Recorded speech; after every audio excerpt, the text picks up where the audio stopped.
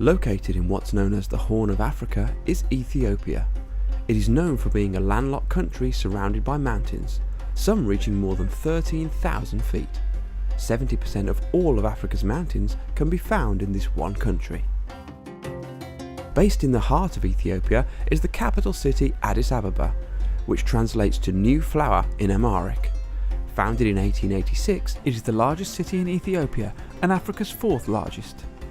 Addis Ababa has a population of 5 million people from different regions of Ethiopia and has as many as 85 different nationalities and languages. Steve Bennett, the founder of Gemporia, is travelling to Ethiopia to visit the mines where we source our unique Ethiopian opal from. The availability of Ethiopian opal has seen an enormous drop recently, and whilst we can continue to bring you this mesmerising gemstone for the time being, we want to show you the incredible journey that this gemstone goes on and how much work truly goes into finding and extracting Ethiopian opal before it's even set into jewellery.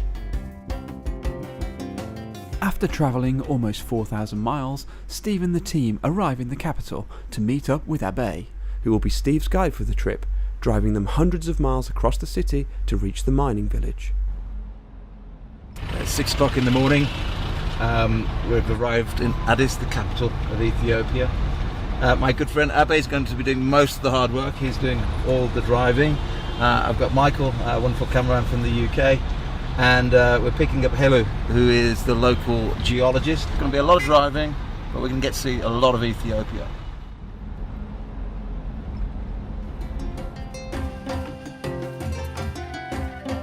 Steve and the team will be travelling for approximately 24 hours by car to Wegeltena in northern Ethiopia, located at an elevation of between 2,500 to 3,000 metres above sea level.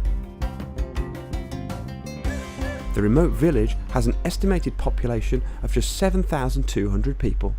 The locals survive on no electricity, leaving the village incredibly cold in the evening and early morning due to the high elevation of the village. Most families in the area are self-sufficient, owning their own field and small cattle, which the majority of the males in the family herd every day. Abe, we had 450 kilometres of nice roads yesterday. Yeah. And how far do we have today like this? Oh, like 90 kilometers. 90k? Yeah. Well, But it's it's still- 60 miles. And I notice almost every mile there seems to be a football table. Yeah. Football table, yeah. Right. You were telling me that Ethiopia has more cows than anywhere in Africa. Yeah, more cattle, yeah. Number one. And you were saying that The donkey with number 2 after China. Number in the world. number That's in 2 the world. in the world. Yeah. But China has 1 billion people. Yeah, that's and you have yeah, 100 million. 100 million. From Wegeltena, Steve will continue travelling to Delanta, which is a small community the miners have created so they are able to live as close to the mine as possible. The mines themselves are only accessible by a further 15-kilometre journey, followed by a 1 to 2 hour walk. Therefore, even though the miners live close by, they still have to make that long journey to the mine and back every day to allow them to make their living. Wegeltena is one of the most strange mining communities in the world. The actual community live at some 3,000 metres plus on this plateau. And you literally drive up and up and up this windy road, and it flattens out to the top, only about 100 metres wide, and the whole community are here. They live alongside monkeys, alongside baboons, not a pane of glass, very little electricity, and one of the remotest communities in Ethiopia. And I can't wait to meet the people and see where the gemstone comes out of the ground. Every mile or so we come along the road, we come across another settlement. They're all very similar. First of all, they stay near the road because the electricity is only alongside of the roads. We see every settlement has almost the same feel to it, and we've been through hundreds. There's always somebody herding goats, there's always children collecting firewood, there's always people constructing new homes and new settlements, and it really is a country that seems to be developing at quite a pace.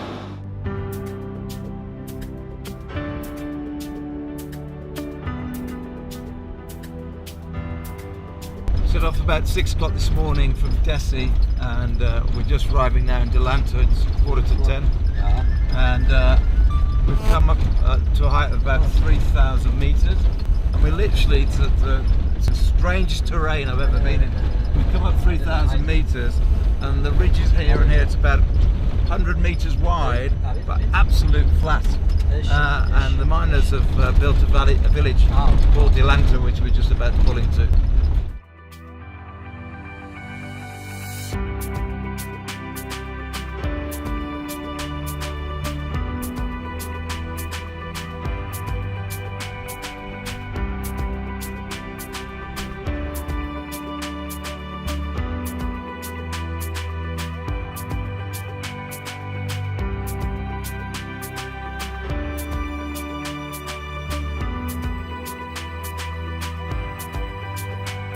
It's quite a trek for the miners, whether they come the 5-hour trip from Desiree or whether they just stay up locally. It's still a trek either way, and now it's a couple of hours walking.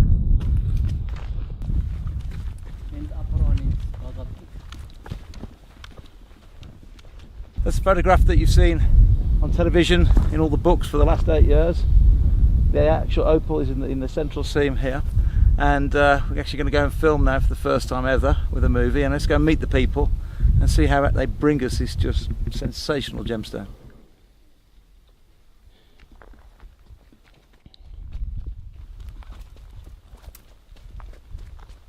You take a new appreciation of gemstones when you come to the countries, because you realise how much work goes into, of course, Mother Nature making them, but then the local people getting them out of the ground and extracting. We must never underestimate that not only is it their livelihood, but it's also a challenging livelihood. I mean, they're all passionate about it. I've had a dozen people today say they love the opals, they love what they do, but don't underestimate when you put that beautiful gemstone on your finger, how much work goes into extracting the gemstone. And I'm saying that, and we're still an hour away from the mine.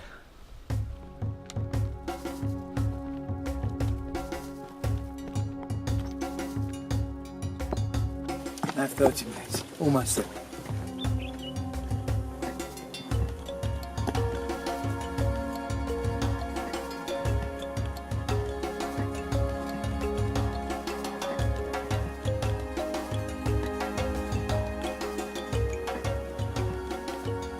Here is the area that the cooperated they are mining. Yeah. They are going just more than 100 meters Wow, so 100 metres into the rock. into draw. So if I understand that everything they've taken out, Sure. if they leave it out, Okay. A, it doesn't look nice, but B, it becomes unsecure. Okay. So they push it all back in when they finish. Sure. Yeah. To rehabilitate or Yeah. to be protect, to be not to be subside. Yeah. So in the very, very beginning, the whole of that ridge, Yeah. All they this, were all the literally belts. very only sort of a few meters in, but now they're having to go quite a long way. Yeah. Yeah. Because if you see this one, it's Yeah. at the maximum just 1 meter. That Yeah, means yeah. the thickness. Yeah. 1 meter. When you go deeply, Yeah. the thickness it becomes Smaller. small. Wow. And they can go scraping. They make it just torch here, and they can be like this, and they can be taking. They can be taken out. Is the whole seam is only about 1 meter, 1 meter. and that's it. Yeah, not more than that. Right. Yeah. And actually, looking at the landscape, Yeah. you can understand why they're not looking for any alluvial deposits here, because Sure. with so much rain, it would have washed a long, long way away. So Sure. the only place now is in the host rock here. Here, Yeah. this one. Just after they discovered the gemstone, the early miners, rather than take the 2-mile hike that we're on at the moment, rather than enduring that, much more risky, they'd actually abseil down from the very, very top. Not sort of modern day abseiling equipment, I'm sure, but just homemade ropes and probably homemade shackles. But they'd come down and they'd come over the top, saving them a lot of time. But the Mining Bureau have done a great job to improve all the safety around here, and now the path we're on is the most logical way and the only way to go to the mine.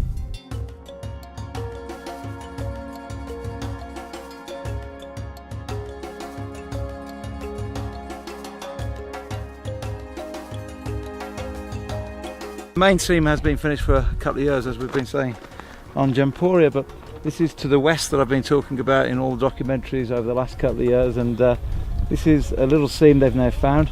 much shorter than the original seam, but you can see lots and lots of guys having a go as we speak. Anyway, we're really close, so let's carry on. To extract the opal, the miners carefully cut into the exposed cliff face along the seam. Each hole in the cliff face reaches an average depth of 100 metres. Each worker will bring out the rocks they have found in order for them to check if there is any enchanting opal hidden inside. Once they are finished with each mine, they will fill it back up with the rock debris to keep the cliff face safe and to prevent any mines from subsiding. How far have you gone in? It's more than 120 meters. Wow. Yeah. When you go to you can reach at the top of there. Yeah. Yeah, it's more than 120 meters. Wow, it's a long way. Yeah. Still they are going to straight way. Straight line. When they can get the indicator to the side, again they bend it. Yeah. Yeah. The miners have their own methods for measuring how many gems they discover. Traditionally, they will use their arms to measure the length of distance. For instance, 2 arms for them converts into 1 meter. They don't know kg and No. kilogram. Yeah, they but- don't know. What you say that? Yeah, What half they needs say to be that? So you handful. can get half, handful with hand, Yeah. this, like this one.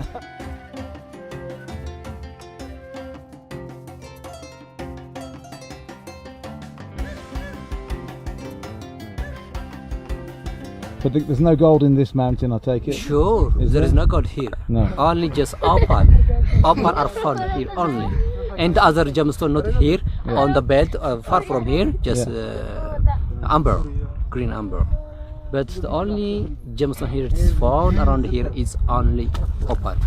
And it's a very precious and very nice one. Steve gets to see his first piece of Ethiopian opal extracted from the mine during his trip. Its stunning array of colours are truly magnificent, and it allows you to see how naturally beautiful the gemstone is when it is carefully mined. When did they discover the opal? More than just 10 years. Yeah. Yeah, more than 10 years.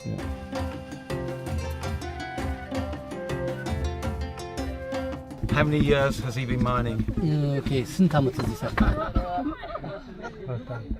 2 years. 2 years. Yeah, I'm working here. And was he with gemstones before or first time? Okay, ከዚህ በፊት ሌላ ቦታ ሰርታለሁ ወይ? የት? Yeah, yes. I worked in another area. Oh, okay. Yeah. How many hours each day does he work? Just በቀን ምን ያህል ሰዓት እዚህ ትሰራለህ? በቀን አይ 6 ሰዓት ድረስ እንሰራለን። እስከ ሌሊቱ ማለት ነው። ስትሬቷ Yeah, just we are working until the midnight. Wow, long hours. By shifting. Some are digging, some come Yeah. take it out the scraps, and they change it. So take it in turns. Yeah, take turns. So I worked just up to the midnight. Wow. He said. So one person is at the rock face with the hammer, Exactly. chisel, and then Some somebody person else is take it out. moving. Sure. Excellent. By changing. And all by hand, no explosives with the Ethiopian opal. Exactly. Yeah. Opal is not explosive. What's the gentleman's name, sorry? Okay, ስሙ ማን ነው? ሞገስ His name is Mogus. Morgus, Yeah. thank you.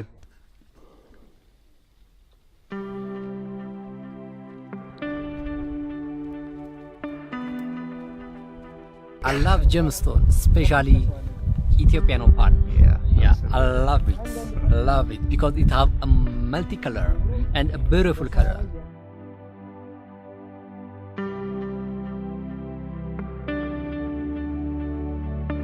So I'm some 20 metres under at the moment and struggling to get much daylight down below. Tried our normal lights, but we're struggling with those. So we're going to come back up out.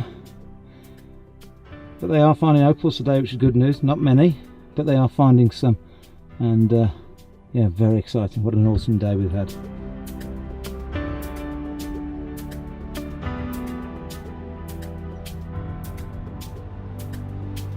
Up here the air is very, very thin. The altitude is some 3,000 metres, but the air is full of optimism. As we drove up here, and we've gone through hundreds of different settlements without a single pane of glass. But here at Wengel Tenor, because of the opal, there's hope, there's happiness, and there's real heart in this tiny community.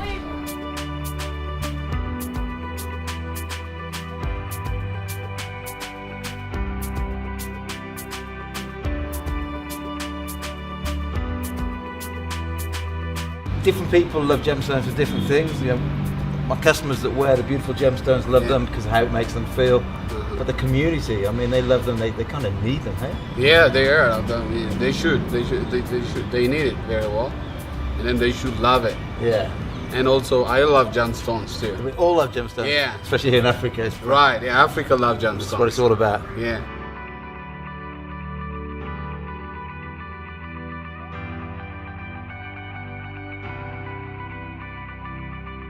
By the end of this journey, Steve and the team have seen some absolutely exquisite sights, as well as meeting some incredible people.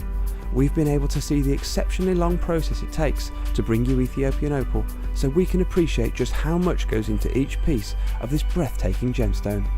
More importantly, however, we've seen the livelihood this gemstone has helped to create for this small community, and how it has allowed them to grow and develop. The mine workers put in an enormous amount of effort and time to bring us this gemstone, and without them it would be impossible to wear one of Earth's true treasures. Their love and passion for opal is what drives them. It's also what drives us to create jewellery that does justice to their efforts and showcase what a stunning gemstone Ethiopian opal is.